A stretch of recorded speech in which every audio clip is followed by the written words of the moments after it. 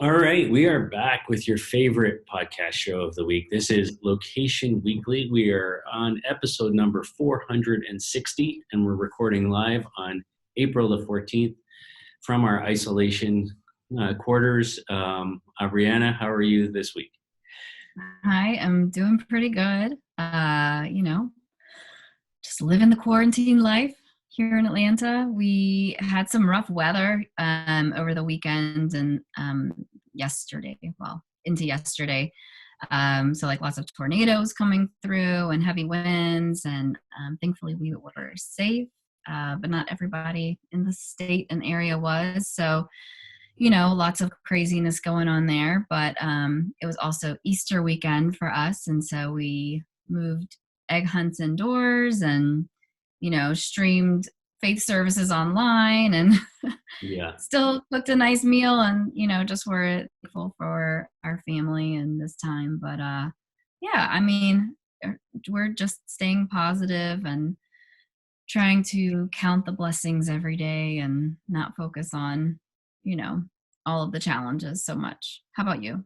Yeah, pretty much the same. Like, it's been okay. We're still getting along. The kids are kind of now into week two of homeschooling officially, with the teachers kind of teaching by video and whatnot, and Google Classroom and all that.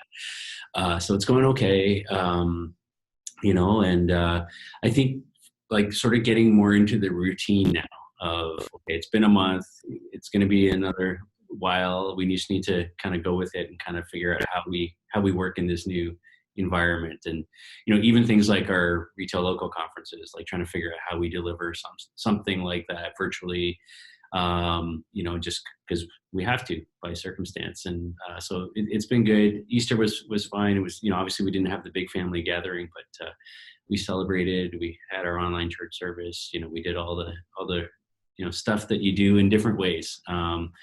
And yeah, we didn't have the big like turkey dinner or stuff that we normally have up here, but we had like fajitas, which is my kid's favorite for Easter dinner, which was good. Fajitas? Fajitas, everybody enjoyed it. Yeah, just something different. Hey, it'll be a memorable Easter for sure. Because next year, hopefully, it's just back to normal. So anyhow, yeah, so we've got a good show for you this week. We have 3 industry news stories and 2 special guests as we continue in our members at home version of this show that we're going to be running for the next number of weeks. So we've done a couple of guest interviews with different members from their isolation world.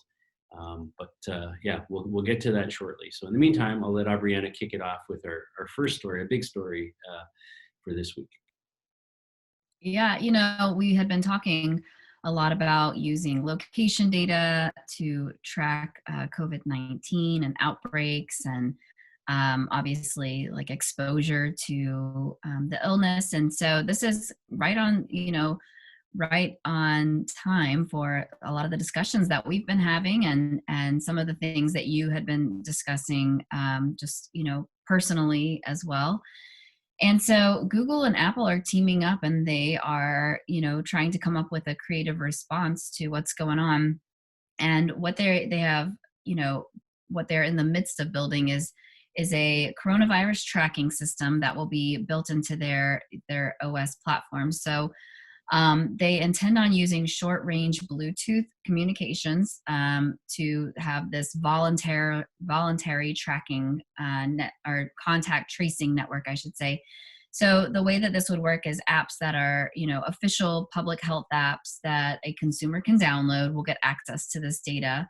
So they're going to be very upfront about, what data is collected, and users who download them would then report if they've been diagnosed with COVID-19. So they are going to introduce a pair of iOS and Android APIs that will, be able to be, embedded into these healthcare apps.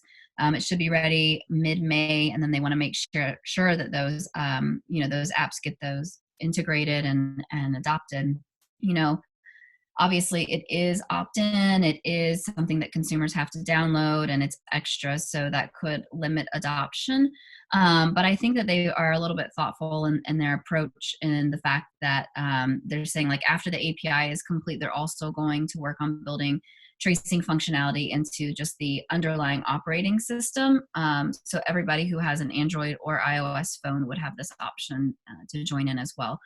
So, some other methods that we had talked about in terms of tracing included things like GPS, looking at cell tower data from the actual carriers, facial recognition, or digital surveillance. And this, the Bluetooth plan of action wouldn't track people's physical location necessarily. So this is an interesting approach, right? So basically it picks up the signals of nearby phones that also have this, either SDK that they have had, this API embedded in the apps that they have, or have opted in on the operating system when that's available. So it'll be like at 5-minute intervals, they'll pick up the different connections between devices, right? So an example that they gave was like, two people meet, right? They have a 10-minute conversation. A week or so later, one of them is diagnosed, is not feeling well, diagnosed with COVID-19. So what happens is that their phones are anonymously exchanging what they're calling an identifier beacon, which those keys are changing frequently. And it's all, it's anonymized, so it's not tied to your personal data or anything like that. And then with the diagnosed COVID-19 person's consent, they can upload the last 14 days to be broadcast to all the beacons in the cloud that, have those matching keys that were exchanged with his beacon. So it's pretty interesting approach. I mean, there are some weaknesses with the methodology that they noted. For example, like the time that you're exposed to somebody isn't necessarily tracked. So, if you and I are in an office together sitting next to each other, it's not going to necessarily rank the exposure level versus somebody I just walk by, next to at the bus stop. It also, it's hard maybe in a crowded area. It might look at things like people in adjacent rooms. There could be some connectivity challenges as well. But from my perspective, I think this is a great option in terms of physical, both on like health and safety. So whether that's like physical well-being, but also from a privacy standpoint, I think that they've considered both of those things. And the fact that you have Apple and Google working together to do this, I think is interesting as well. Now, I am sure that there has to be some other benefits and other ways that this type of technology and this partnership can be leveraged in the future. You think about maybe advertising. I've heard conversations just from the advertising world of like, the advertising identifier is going away. Both Google and Apple are getting rid of that. What does that mean for the advertising industry? So is this an option for that as well, that they're kind of pushing out and trying to test because of that? Or is this, just because they are, very human first companies? I don't know. But I do like this approach overall. I think it's really interesting. Yeah. So first of all, the fact that Apple and Google are working together, that's not something we can say every day. So that's good. Obviously, we're in a crisis. Companies need to band together and try to come up with solutions. I wonder, like from a patent perspective, what they're trying to do here. You got to think somebody holds patents on this. And maybe it's one of them. Maybe it's somebody else. So but I'm sure kind of the approach that they're taking here with the randomization and anonymous keys and how that's happening over Bluetooth, that's not new. So there's probably some discussion to be had there. But I do love the privacy approach to it. I'm with you. I think there is downstream advertising implications.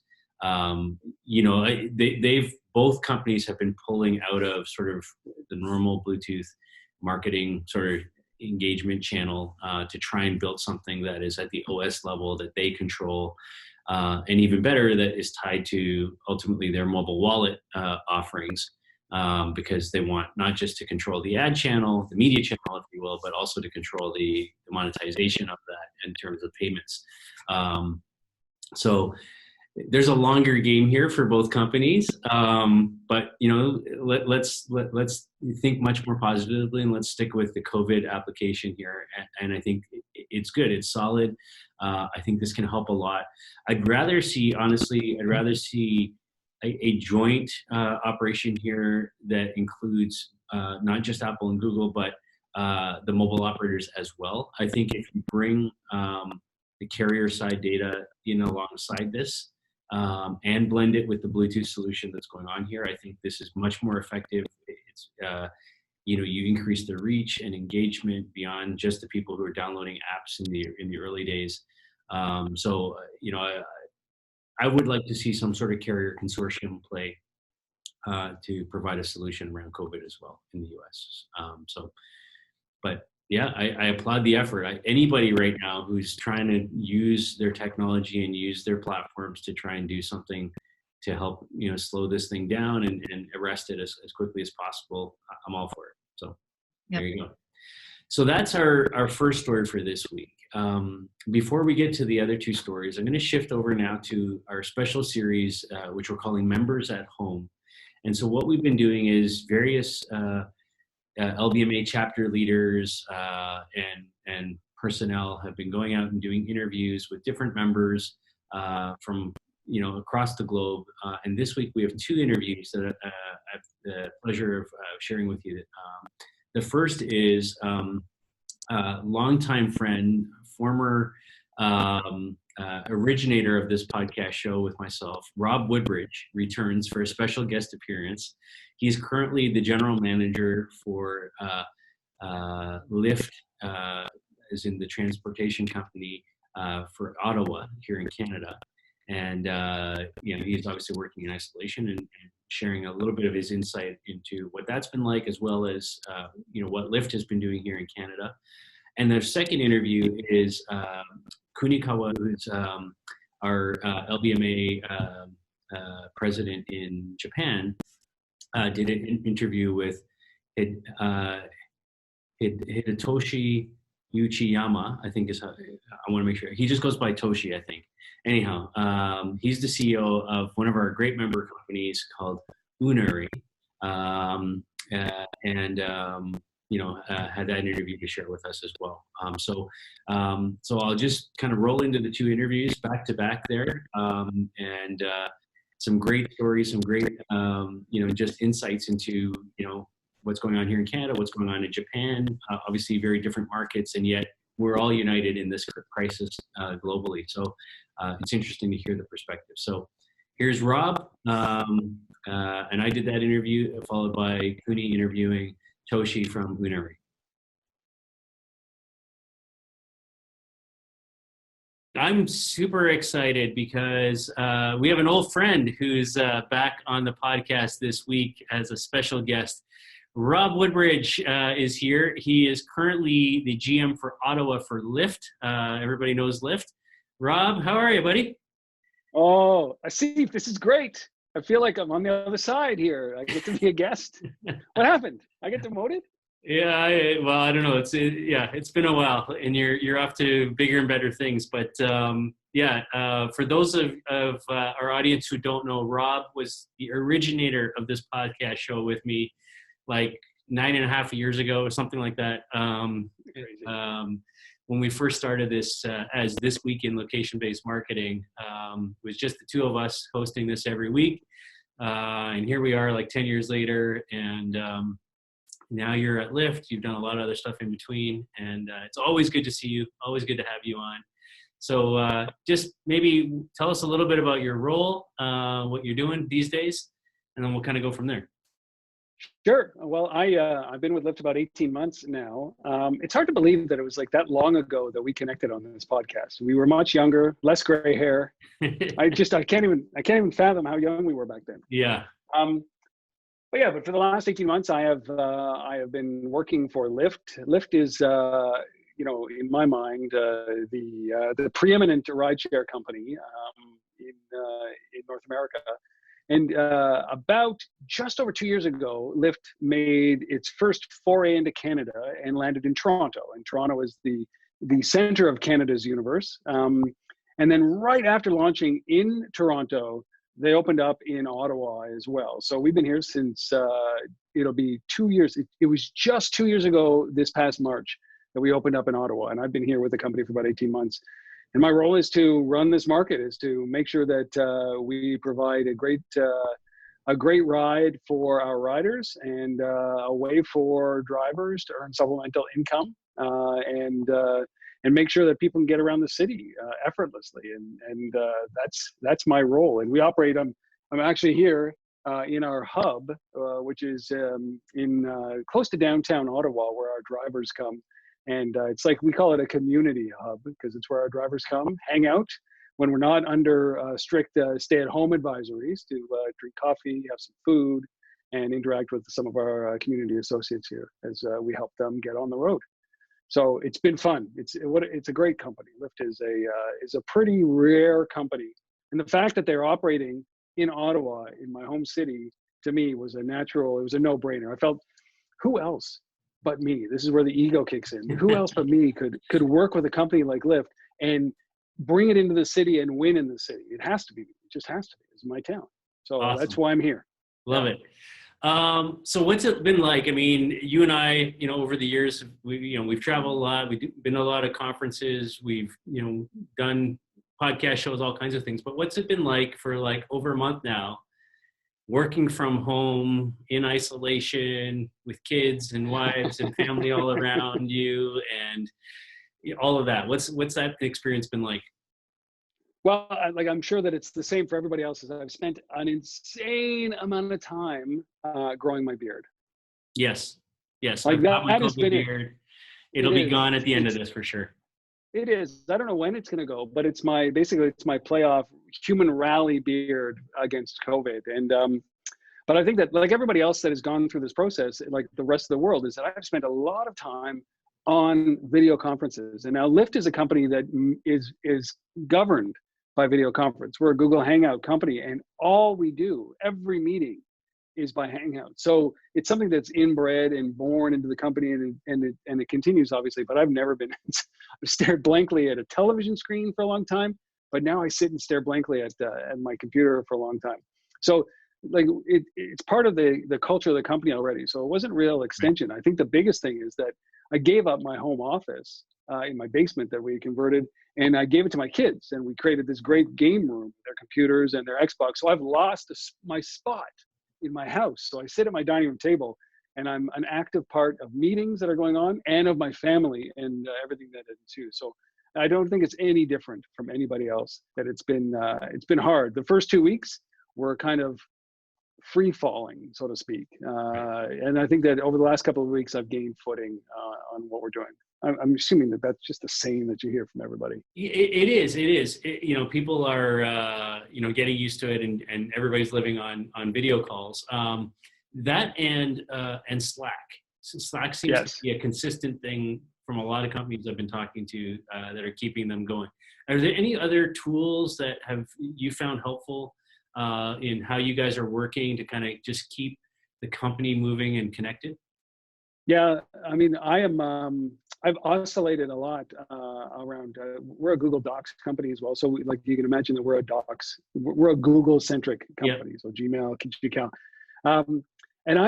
but I've gone into the Evernote world, and I'm trying to push that out to my local team here because I am terrible at Google Docs. Like you send me a doc and I throw it in my email and it just disappears and I can't ever find it. So I need something that is a central repository for that kind of stuff. So Evernote, for some reason, I came back to Evernote. I've tried everything, and Evernote is the thing. But the other thing that I've started to reuse, because of the amount of emails, the number of emails have obviously escalated since we've been at home as well. So I use Superhuman, which is this beautifully designed email client, and it's outrageously expensive. But I said, okay, listen, I tried it once and I thought, no, it's too expensive. But it has saved me a million times over since I've reignited my account there, and it's a lifesaver. So between Slack, Superhuman, Evernote, and Google Hangouts, I feel a little bit more in control of my life at this stage, just a little. Just a little. Just a little. Um, Just a little. so here's another random question, because I know you're a guy that consumes books, Yes. or has. Is there one book in particular you've read over this time that you want to recommend to people, business people? Oh, yeah. You see, I'm reading a book by Ram Emanuel called The Nation City, because I'm fascinated by the way that our city has actually, our mayor has worked this crisis, and I'm very interested in the role of the mayor. So if you're interested in that, I would highly highly recommend that, because it's just something that gives you a good perspective of the power of the mayor versus a federal or national power, or prime minister or president. I read a book by Roman Dial called The Adventurer's Son, which is not a business book, but it's a gut-wrenching, heart-wrenching book about him losing his son, who's an adventurer. And then I read Stephen Levy's book on Facebook. Yes. This is just in the last 3 weeks. So Stephen Levy's book on Facebook is a massive tome, and he does such in-depth work that it's worthwhile to read that book, and you'll understand, I think, the fundamentals of why I despise that company, and it's just because of the privacy challenges that I see. We've talked about this many times on many podcasts around the fact that no single person should be in control of 2 billion people that isn't elected. So Levy's book is balanced, which is good, because I'm not. So I would recommend Facebook as a book to read by Stephen Very Levy. good. Very good. I'm actually finding myself with more time to read, or at least I'm just making more time right now. Maybe that's just part of the experience of being home. So I'm currently reading Yes. Donald Miller's A Million Miles in a Thousand Years, which That should be on the list. it's been sitting on my shelf for a long time, and I just hadn't pulled it off and read it. So that's what I'm reading currently. So yeah. Well, the other book, like another book that you should read, is Samantha Power. Her book is The Education of an Idealist, and hers. I mean, she worked with Obama. She obviously was the U.S. rep for the United Nations, and it was captivating, to say the least. And that's like it's a good size book, but it's like a 2-day read, because it's just full of optimism, and especially in this world we need right now is optimism. Exactly. And speaking about that, you have a great post on LinkedIn right now that everybody should go check out. So go find Rob Woodbridge if you're not already following him on LinkedIn, and read his most recent post there. A big, I don't know, it just uplifted me and made me, well, it's exactly what I'm feeling and thinking, but you just say it so much better. So there you go. Thanks for that, Steve. Yeah. Okay, so lastly, let's come back to Lyft a little bit. So is there anything that's kind of happened in the last number of weeks where you guys have been able to kind of take your technology platform, your solution, and sort of apply it to the COVID situation in a unique way to kind of help essential workers or whatever the case might be? Maybe talk to us about that. Yeah, civic engagement is obviously one of the highest priorities for Lyft in general, and obviously supporting communities.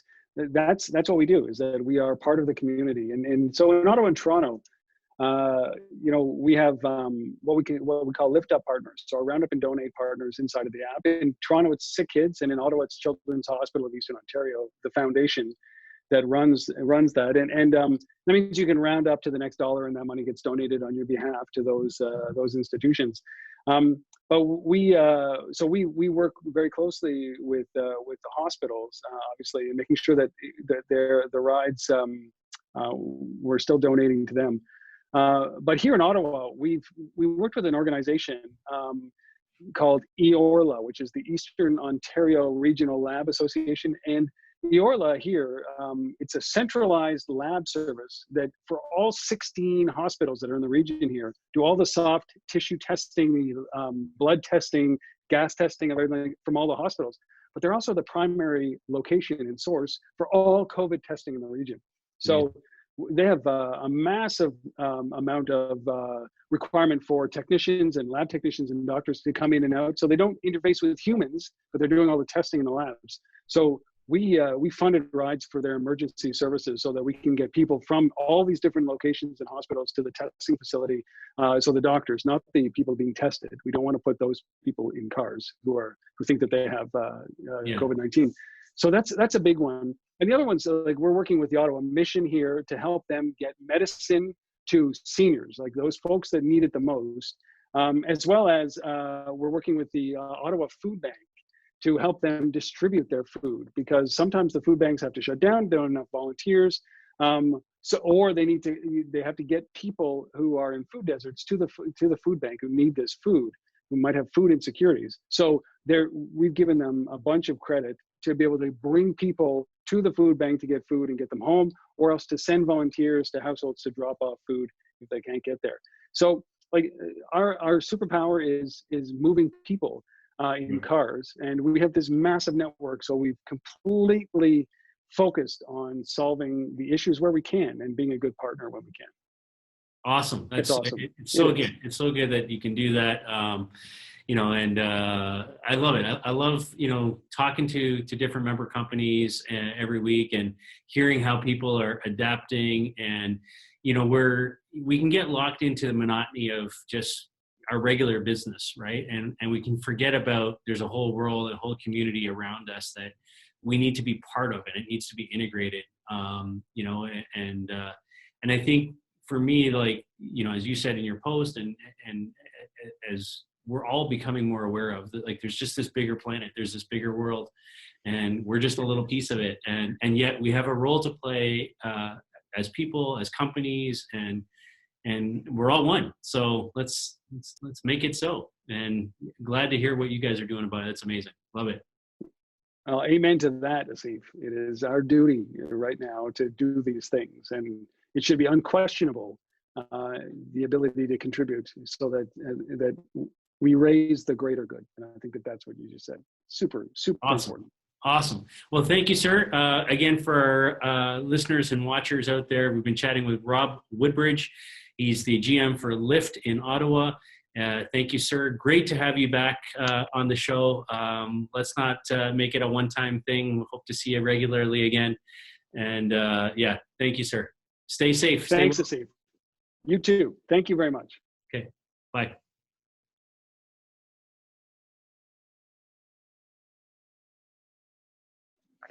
Hi, everybody at the LBMA. My name is Kuni Kawashima from LBMA Japan, here in Japan.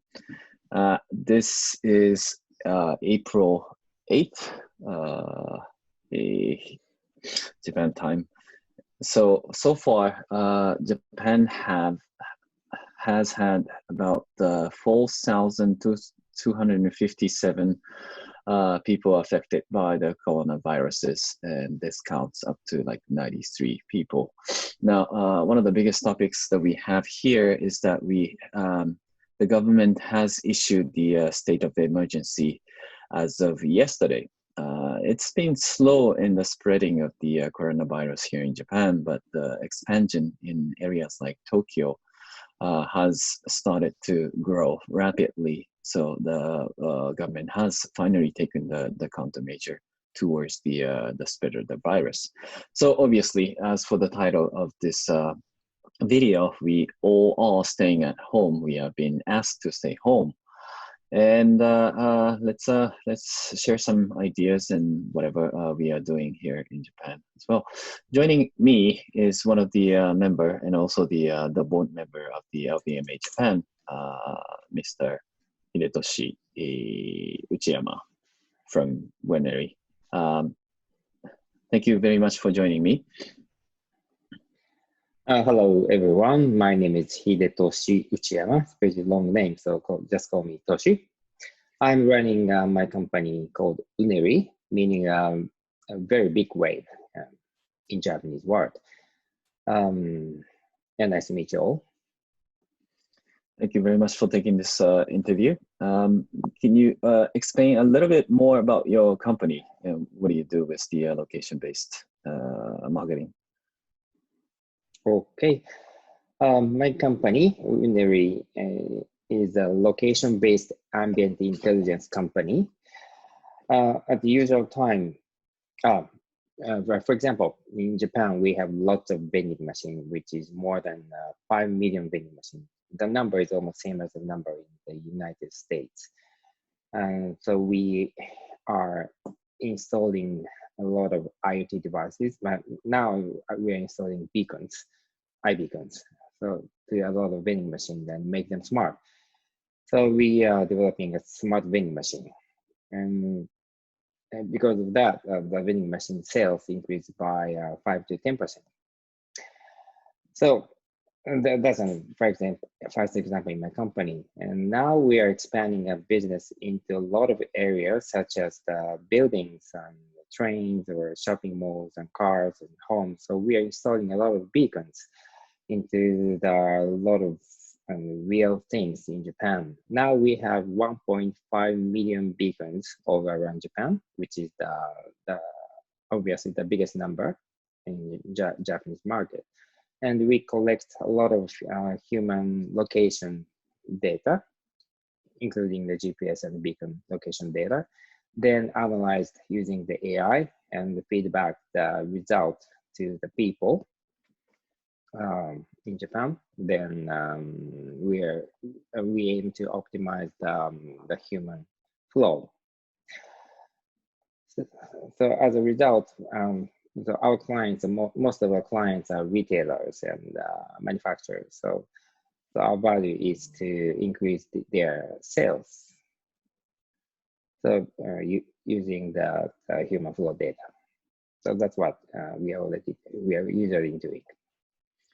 Okay, thank you very much. Now the human flow had stopped. And how has this virus impacted your business and employees for the reason? All right, I think now is the time we have to show our value into the world. So we are developing a lot of visualization methods and ways so that a lot of people in Japan can understand where is the crowded area and where is not. And because we're professionals, so we have lots of way of visualization. But the problem is a lot of Japanese people don't know what is the effective way of communication for them to avoid the crowded area.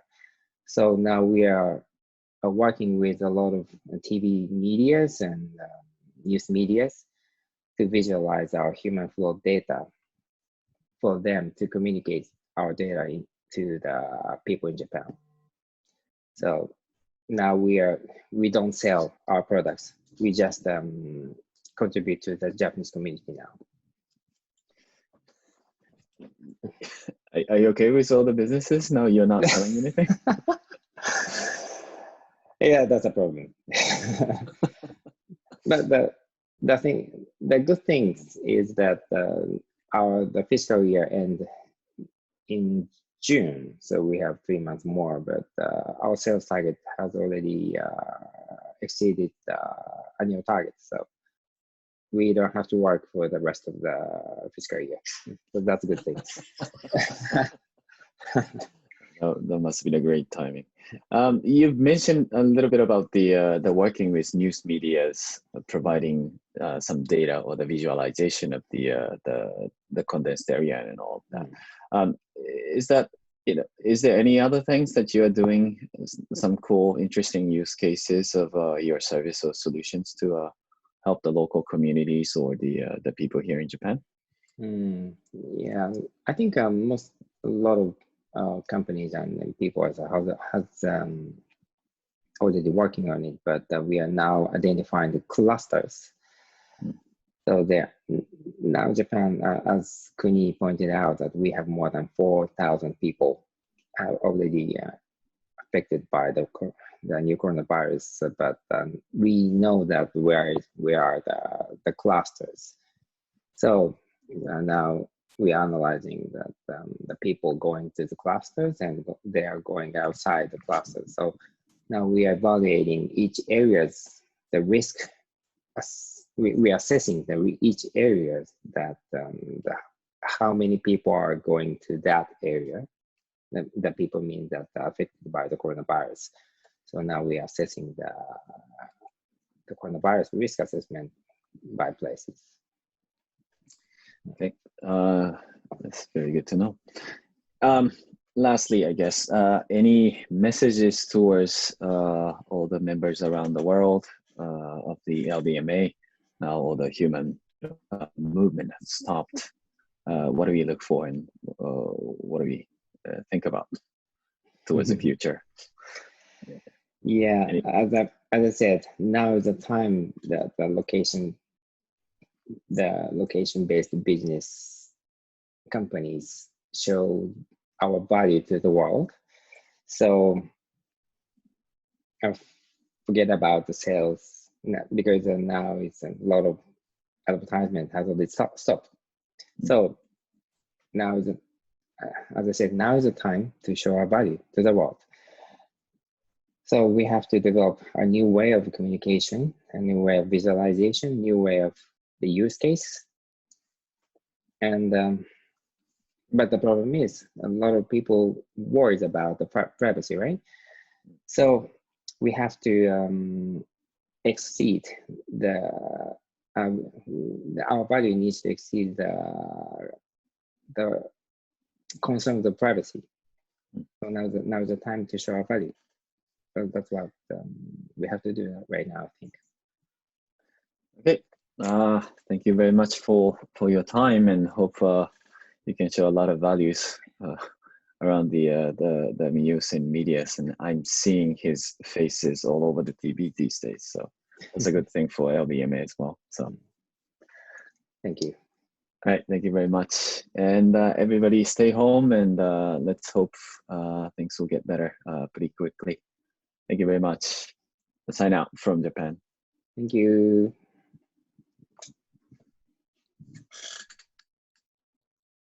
All right, thanks, guys. We really appreciate all of you taking the time to do those interviews and kind of just bringing that little perspective from your home environments and isolation.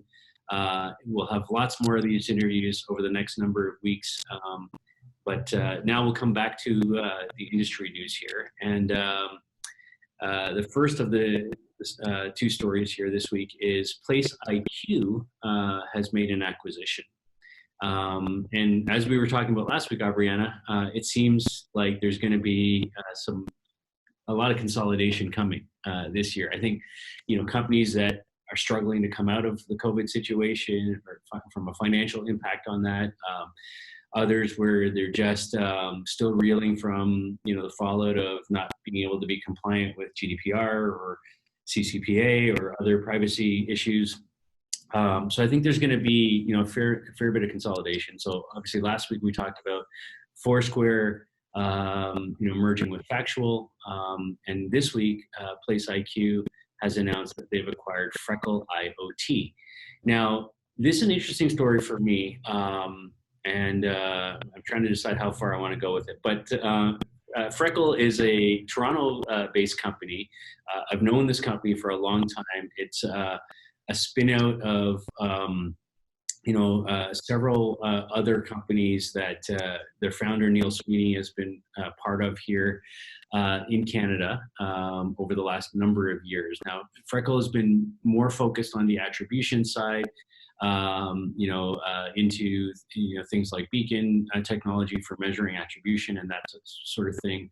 As we talked about last year, PlaceIQ kind of got out of the media part of the business with selling that part of the business to Zeta, and kind of sort of retrenched to its roots, if you will, kind of focusing on quality of their location data and that type of thing.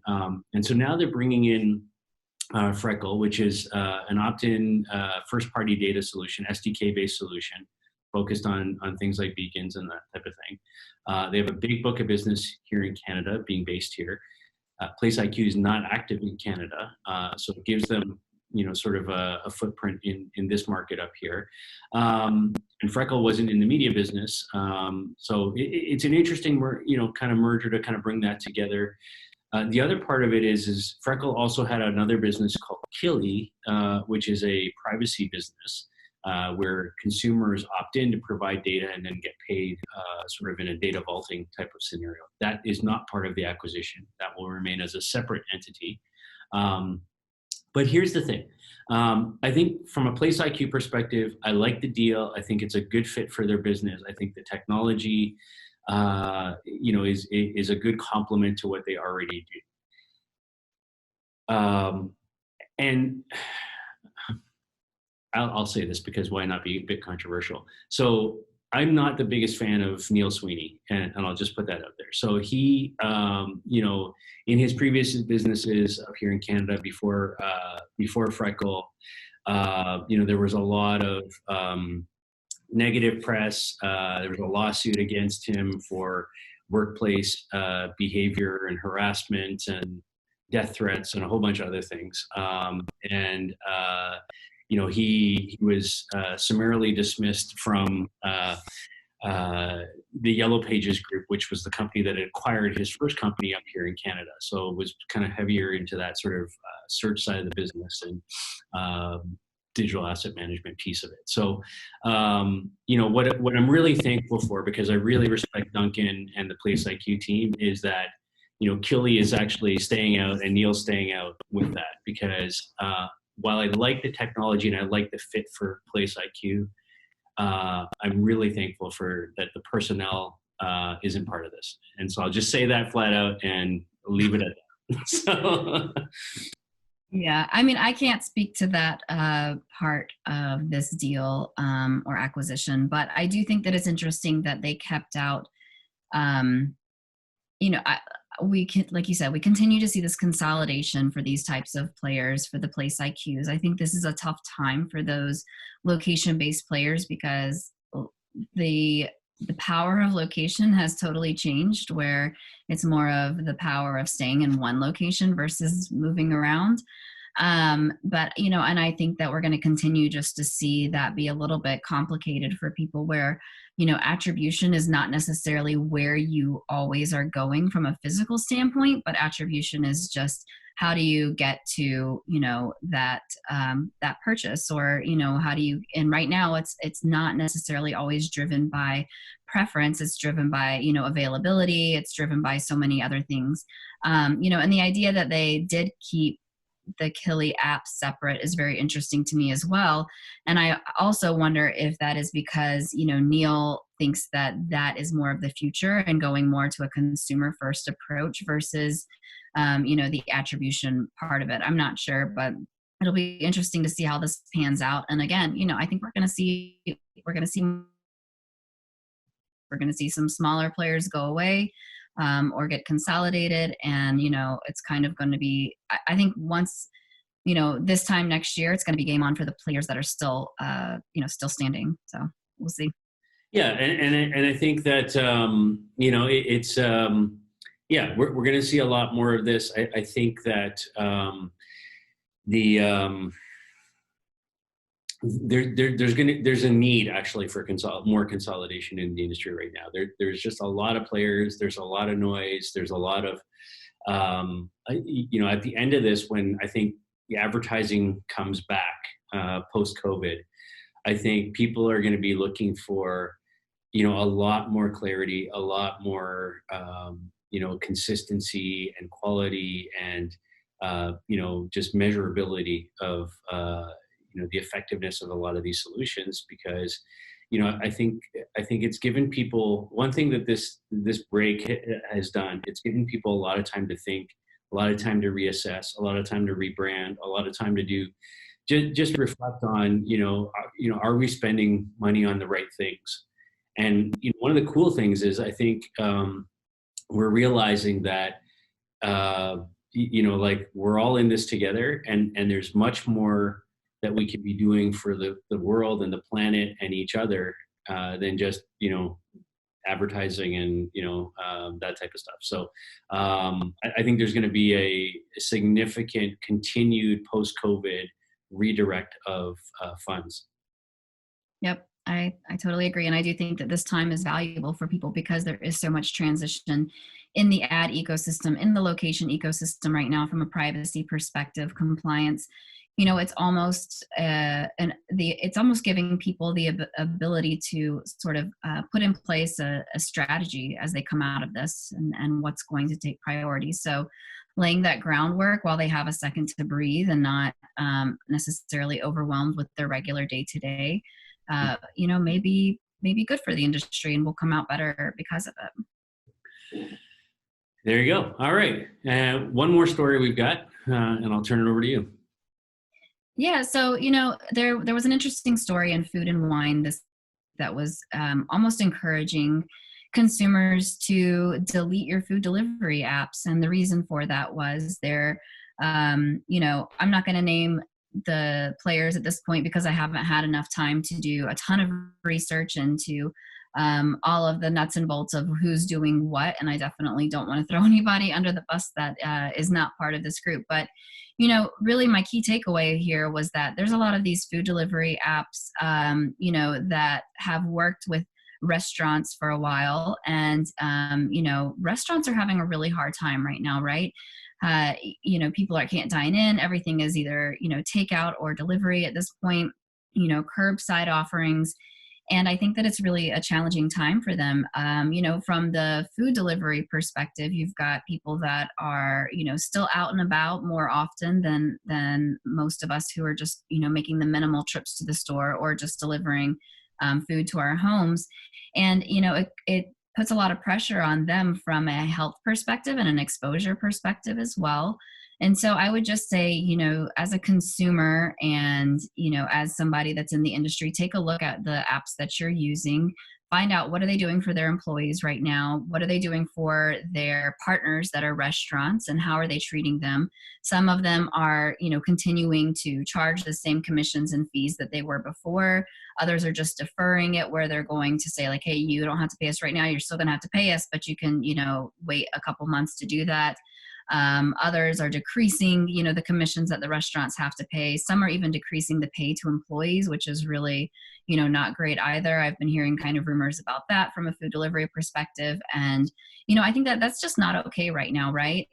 You know, there's a lot of things that are important, and obviously delivering good service is important, and trying to stay, you know, afloat as a business, if you can, is really important. But like you said, you know, everybody is sharing in this, and it's whether you're a big player on the food delivery side, or you are, you know, a mom and pop restaurant, or, you know, just an employee trying to keep food on your table as well. So I would just encourage everybody, you know, check out the Food and Wine article, and, you know, just kind of do your research before you start ordering more and more food, and make sure that you are truly supporting your local, you know, restaurants and things of that nature. And maybe there's a better way you can go about it. So. Yeah, I mean, I don't have a lot to add to that, but I will say, you know, certainly up here, you know, we've, as a family, have been using more of the food delivery services than we ever had. We were never big proponents of that in the first place, but we are now.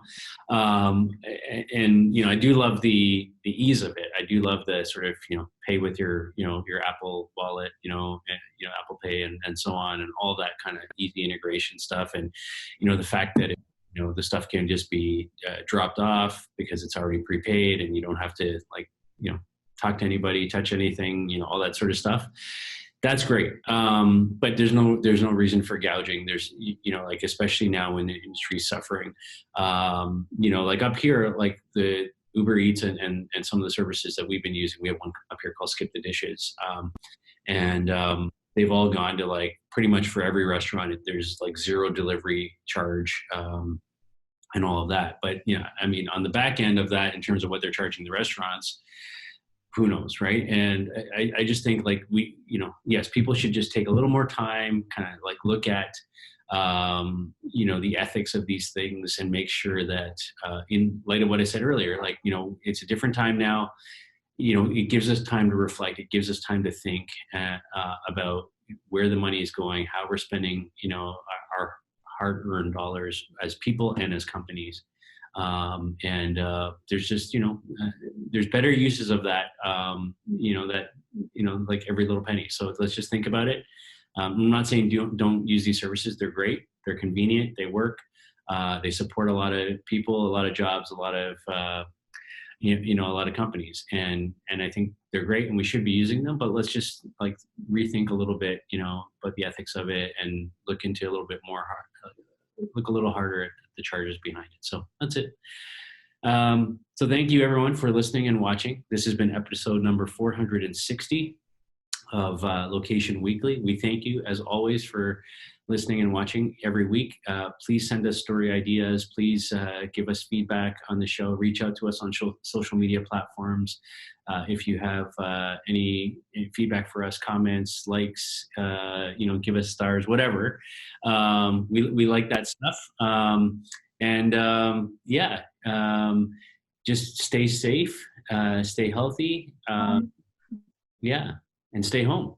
That's it. Have a great week, everybody. We'll talk to you soon. Bye. Bye.